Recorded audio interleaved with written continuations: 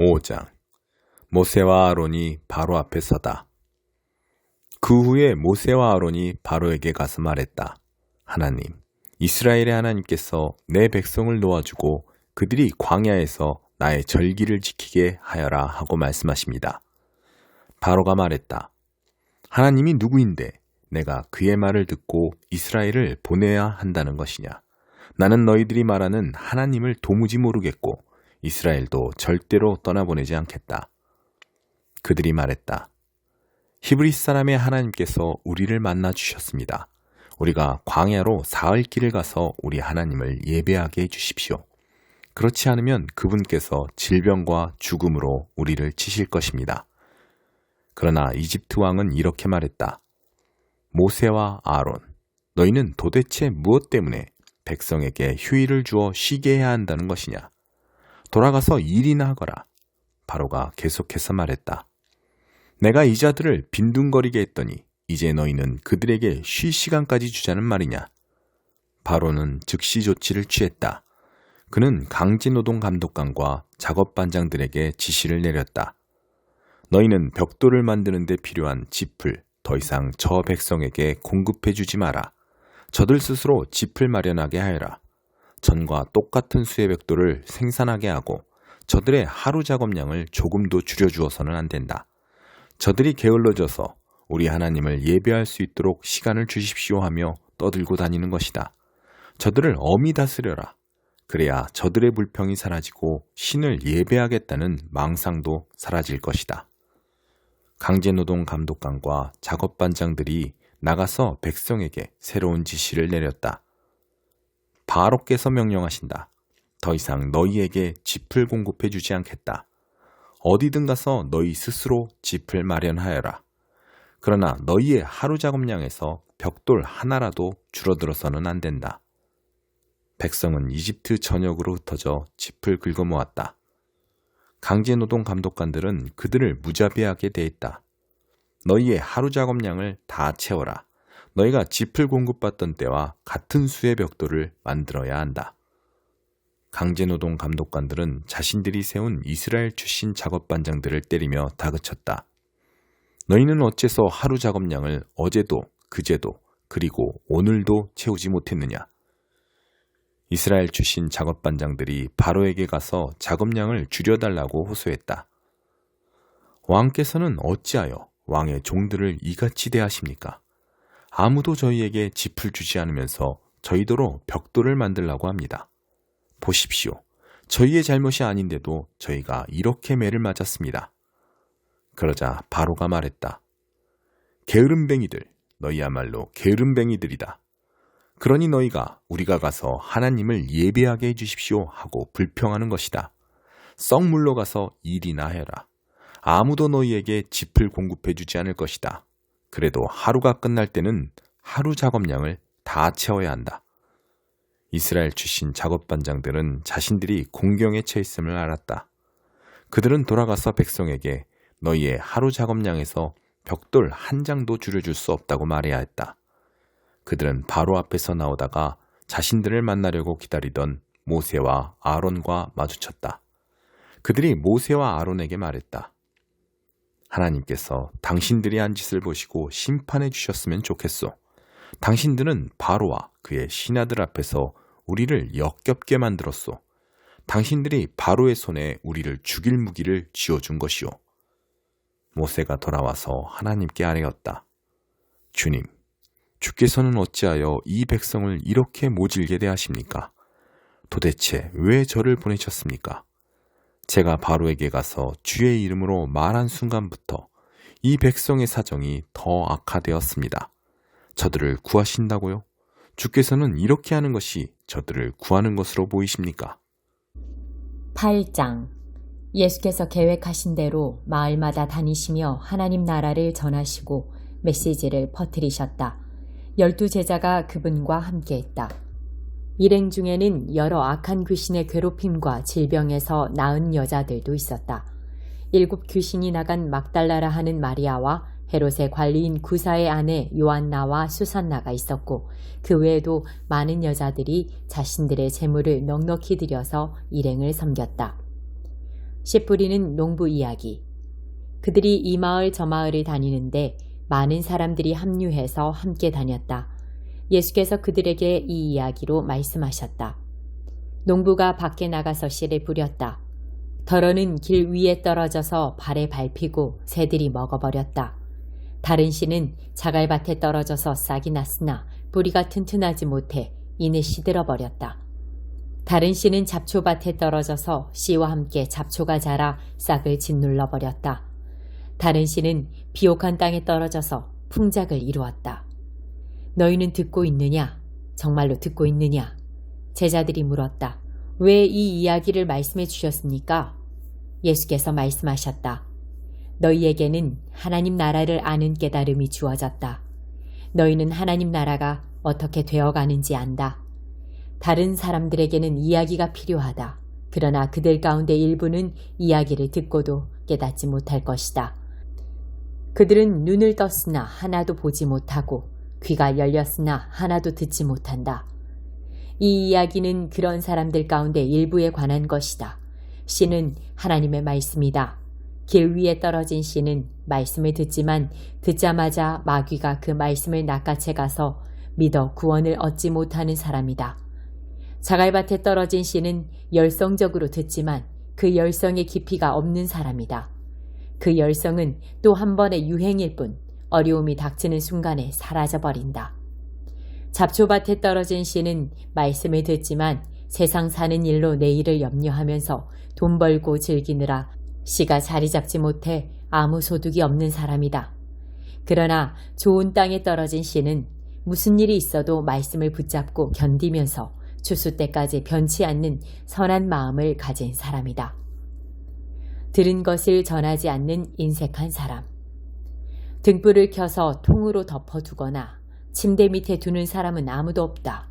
오히려 단 위에 올려두어 방에 들어오는 사람들이 앞을 볼 수 있도록 한다.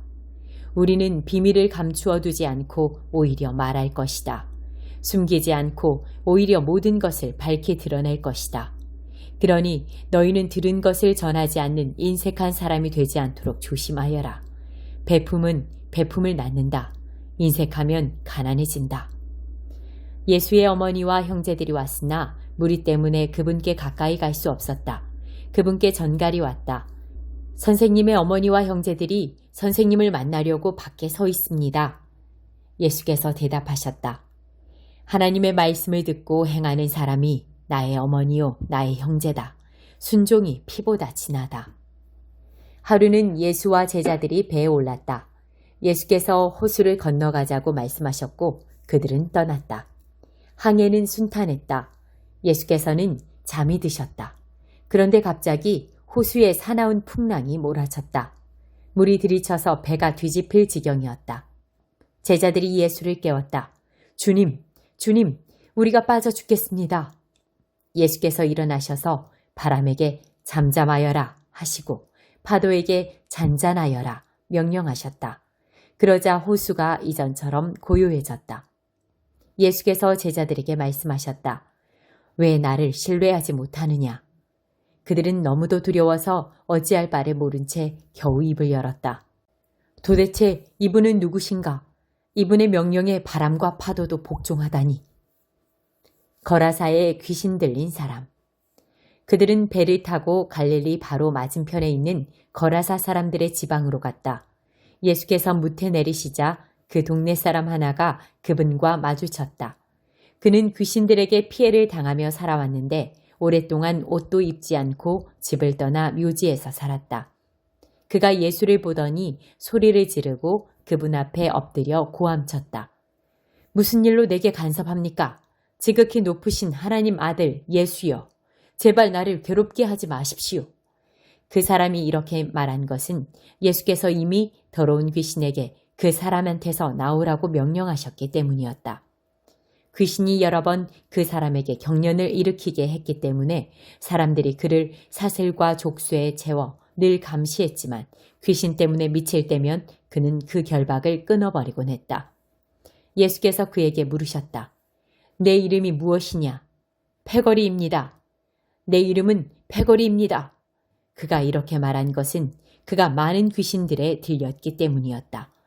귀신들은 자기들을 지옥으로 보내지 말아달라고 예수께 애원했다. 마침 근처 언덕에서 큰 돼지떼가 땅을 파헤치며 먹을 것을 찾고 있었다. 귀신들은 자기들을 돼지들 속으로 들어가게 해달라고 예수께 애걸했다. 예수께서 그렇게 하라고 말씀하셨다. 그러나 돼지떼의 형편은 그 사람의 형편보다 더 나빠졌다. 돼지들이 미쳐서 벼랑으로 우르르 몰려가더니 호수에 빠져 죽은 것이다. 돼지를 치던 사람들이 혼비백산하여 도망쳐서 시내와 마을에 그 이야기를 전했다. 사람들이 어찌 된 일인지 보려고 나왔다. 그들이 예수께 다가와서 보니 귀신 들렸던 사내가 단정한 옷차림과 멀쩡한 정신으로 예수의 발 앞에 앉아 있었다. 거룩한 순간이었다. 잠시지만 그들에게 호기심보다 경외심이 앞섰다. 그때 그 일을 처음부터 목격한 사람들이 귀신 들린 사람이 어떻게 구원받았는지 이야기해 주었다. 그 후에 거라사 지방에서 온 많은 사람들이 예수께 그곳을 떠나달라고 요청했다. 그들은 너무 엄청나고 갑작스러운 변화가 두려웠기 때문이다. 예수께서는 다시 배를 타고 떠나셨다. 귀신한테 놓인 사람이 자기도 함께 가게 해달라고 간청했으나 예수께서는 그를 돌려보내며 말씀하셨다. 집으로 가서 하나님께서 네게 행하신 일을 전부 말하여라. 그는 돌아가서 예수께서 자기에게 행하신 모든 일을 온 동네에 전했다. 믿음의 모험. 예수께서 오시자 무리가 그분을 반겼다. 그들 모두가 거기서 예수를 기다리고 있었다. 그때 야이로라는 사람이 예수께 다가왔다. 회당장인 그는 예수의 발 앞에 엎드려 자기 집에 가주시기를 애원했다. 12살 난 그의 외동딸이 죽어가고 있었기 때문이다. 예수께서 밀고 당기는 무리를 해치며 그와 함께 가셨다. 그날 무리 가운데 12년 동안 혈루증으로 고생한 여자가 있었다. 그 여자는 가지고 있던 돈을 의사한테 전부 썼으나 어느 누구도 그녀에게 도움이 되지 못했다. 여자는 뒤에서 슬그머니 다가가 예수의 옷자락을 만졌다. 그 순간에 출혈이 멈추었다. 예수께서 말씀하셨다. 누가 내게 손을 대었느냐? 아무도 나서지 않자 베드로가 말했다. 주님, 수많은 사람들이 우리를 애워싸고 있습니다. 손을 댄 사람이 수십 명은 될 것입니다. 예수께서는 그냥 지나치지 않으셨다. 내게 손을 댄 사람이 있다. 내게서 능력이 빠져나간 것을 내가 안다. 더 이상 숨길 수 없게 된 여자는 떨며 그분 앞에 무릎을 꿇었다. 여자는 자신이 왜 그분께 손을 대었으며 그 순간 어떻게 병이 나았는지 사람들이 다 보는 앞에서 털어놓았다. 예수께서 말씀하셨다. 딸아, 너는 나를 신뢰하는 믿음의 모험을 했고 이제 다 나아서 온전해졌다. 잘 살아라. 복되게 살아라. 예수께서 아직 말씀하시는 중에 회당장의 집에서 사람이 와서 회당장에게 말했다. 따님이 죽었습니다. 이제 선생님을 괴롭게 해드릴 일이 없습니다. 예수께서 그 말을 들으시고 말씀하셨다. 당황하지 마라. 나만 신뢰하여라. 그러면 다 잘 될 것이다. 집으로 들어가며 예수께서는 베드로와 요한과 야고보 그리고 아이의 부모 외에는 아무도 들어오지 못하게 하셨다. 사람들이 모두 아이 때문에 울며 불며 슬퍼하고 있었다. 예수께서 말씀하셨다. 울지 마라. 이 아이는 죽은 것이 아니라 자고 있다. 사람들은 아이가 죽은 것을 알고 있었으므로 그분을 비웃었다. 예수께서 아이의 손을 붙잡고 외치셨다. 내 사랑하는 아이야, 일어나라. 아이는 곧바로 일어나서 다시 숨을 쉬었다. 예수께서 아이에게 먹을 것을 주라고 말씀하셨다. 아이의 부모는 기뻐서 어쩔 줄 몰라 했다. 예수께서는 이 일을 알리지 말라고 그들에게 엄히 명령하셨다. 이 방에서 일어난 일을 아무에게도 말하지 마라. 22장. 대만 사람 엘리바스가 다시 말을 받았다. 하나님을 도와드릴 만큼 힘센 사람이 있는가? 하나님께 조언할 만큼 영특한 사람이 있는가? 자네가 의롭다 한들 전능하신 하나님이 거들떠나 보시겠는가? 자네가 완벽한 연기를 펼친다 한들 하나님이 박수 한번 치실 것 같은가? 자네가 결백해서 하나님이 자네를 징계하시고 자네를 힘들게 하신다고 생각하는가? 그럴 리가. 그것은 자네가 도덕적으로 너무나 문제가 많고 자네의 죄악이 끝이 없기 때문이야. 사람들이 와서 도움을 청하면 자네는 그들의 겉옷을 빼앗고 의지할 데 없는 그들을 착취했네. 배고픈 이들에게 먹을 것은커녕 부스러기 하나 건네지 않았고 목마른 이들에게 물 한 잔 주지 않았네. 그러면서도 어마어마한 재산에 둘러싸여 모든 사람의 존경을 받고 위세를 부렸지. 자네는 불쌍한 과부들을 문전박대했고 고아들을 무정하게 짓밟았네. 이제 자네가 공포에 사로잡히고 두려움에 벌벌 떨고 있군. 갑자기 형세가 뒤바뀌었어. 칠흑 같은 어둠 속에서 물이 넘쳐 목까지 차오르는 신세가 되니 어떤가? 하나님의 다스리심을 자네도 인정하지 않나? 별들을 보게 그분이 우주를 다스리시네. 하지만 자네는 감히 이렇게 묻는군. 하나님이 무엇을 아시겠어? 저 멀리 어둠 속에서 어떻게 심판하시겠어? 구름에 둘러싸여 하늘에서만 서성이시는데 어떻게 우리를 보시겠어? 자네는 악한 자들이 옛날부터 줄기차게 걷던 그 길을 고집할 참인가? 그러다 그들이 어떻게 되었는가? 젊은 나이에 죽거나 갑작스러운 홍수에 휩쓸려 죽었네. 그들은 하나님께 꺼지시지, 전능하신 하나님 따윈 필요 없어 하고 말하지만 그들이 가진 모든 것을 주신 분이 바로 하나님이시네. 그들이 어떻게 그런 행위들을 이어갈 수 있는지 나는 도무지 모르겠네. 착한 사람은 나쁜 자들이 망하는 것을 보며 잔치를 벌인다네. 그들은 안도하며 환성을 지르지. 마침내 우리의 원수가 전멸하고 그들이 소유하고 추구하던 모든 것이 연기처럼 사라지는구나. 하나님께 순복하고 그분과 화해하게. 그러면 모든 것이 좋아질 것이네. 어찌해야 할지 알려달라고 그분께 청하고 그분의 말씀을 마음에 새기게. 전능하신 하나님께 돌아오게. 그러면 회복될 걸세. 자네 안에 있는 모든 악을 치워버리게. 돈을 움켜쥔 손을 놓고 금칠한 사치품을 버리게. 전능하신 하나님이 자네의 보물이 되시고 자네가 상상도 못한 값진 보화가 되어 주실 것이네. 자네는 전능하신 하나님으로 인해 즐거워하고 기쁜 마음으로 그분을 담대하게 바라보게 될 걸세. 자네가 기도하면 그분이 귀 기울여 들으시고 자네가 서원한 대로 할 수 있도록 도우실 걸세. 자네가 원하는 일이 이루어질 것이고 자네 인생은 빛으로 둘러싸일 것이네. 무기력한 자들을 위해 자네가 기운 내게 용기를 내게 하면 하나님이 그들을 구해 주실 것이네. 그래, 죄 지은 자들도 죄에서 빠져나올 수 있네. 자네 삶에 임한 하나님의 은혜가 그들의 탈출 통로가 될 거야. 9장. 나에게 이런 글을 쓸 권한이 없다고 말하지 마십시오. 나에게는 분명 이렇게 할 자유가 있습니다. 그렇지 않습니까? 내가 수행할 직무를 받지 못했다는 말입니까? 내가 우리 주 예수를 대면하여 이 일을 위임받지 않았다는 말입니까? 내가 주님을 위해 행한 선한 일의 증거가 여러분이지 않습니까? 다른 사람은 내가 위임받은 권한을 인정하지 않더라도 여러분은 그럴 수 없습니다. 여러분과 함께한 나의 일이 내 권한의 생생한 증거이기 때문입니다. 나를 비판하는 사람들에게 나는 꺼리낌 없이 항변합니다. 하나님을 위해 선교사로 임명받은 우리에게는 그에 걸맞은 편의를 도모할 권리가 있습니다. 우리에게는 우리와 가족을 위해 후원받을 권리가 있습니다. 여러분은 이 문제와 관련해서 다른 사도들과 우리 주님의 형제들과 베드로에게는 이 일을 제기하지 않는 것 같습니다. 그런데 나에게는 어째서 이 일을 제기합니까? 바나바와 나만은 혼자 힘으로 생계를 유지해야 한다는 말입니까? 군인이 자기 힘으로 생계를 유지하며 군복무를 합니까? 정원사가 자기 정원에서 나온 채소를 먹어서는 안 되는 것입니까? 우유 짜는 사람이 통에 담긴 우유를 마시지 말아야 한다는 말입니까? 나는 화가 나서 언성을 높이는 것이 아닙니다. 이것은 성경의 율법에도 기록되어 있습니다. 모세는 타자기를 하는 소의 입에 망을 씌워 나달을 먹지 못하게 해서는 안 된다고 했습니다.